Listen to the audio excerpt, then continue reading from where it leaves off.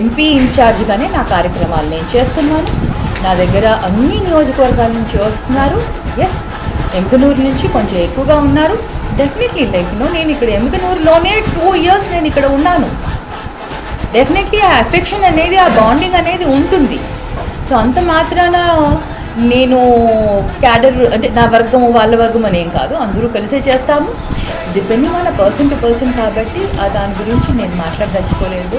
First పత్రిక మీడియాకి చెప్పడం ఏంటంటే, మీరు దయచేసి వర్గం అనే మాటని వాడకండి.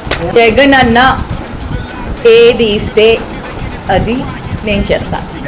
నేను 2019 to 24 కూడా ఇదే మాట అన్నాను. జగన్ అన్న నన్ను లాస్ట్ మినిట్లో నాకు టికెట్ కన్ఫర్మ్ చేశారు, నేను ఇక్కడికి వచ్చాను. తర్వాత మళ్ళీ ఇప్పుడు నాకు జగన్ అన్న 2 years తర్వాత జగన్ అన్న నాకు ఎంపీ ఇన్ఛార్జ్ ఇచ్చారు, నేను ఎంపీ ఇన్ఛార్జ్గా చేస్తున్నాను.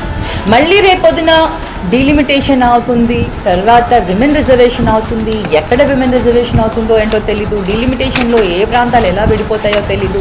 వీటన్నిటి ఈక్వేషన్ మీద అన్న తీసుకొచ్చి నన్ను ఎక్కడ వేస్తారో తెలీదు. అక్కడ మేబీ నన్ను ఎంపీగానే కంటెస్ట్ చేయిస్తారా, లేకపోతే ఎమ్మెల్యేగా ఆప్షన్ ఇస్తారా, అప్పుడు అది పార్టీపరంగా జగనన్న తీసుకునే డెసిషన్ బట్టి అప్పుడు ఉంటుంది. కానీ ఎప్పుడో ఏదో అవుతుందని ఇప్పటి నుంచి మాట్లాడకూడదు. ఇప్పుడు నా పని ఏంటి, నేను యాజ్ అన్ ఎంపీ ఇన్ఛార్జ్ ఎంపీగా ఉన్నాను కాబట్టి నా పని నేను చేస్తున్నాను అంతే.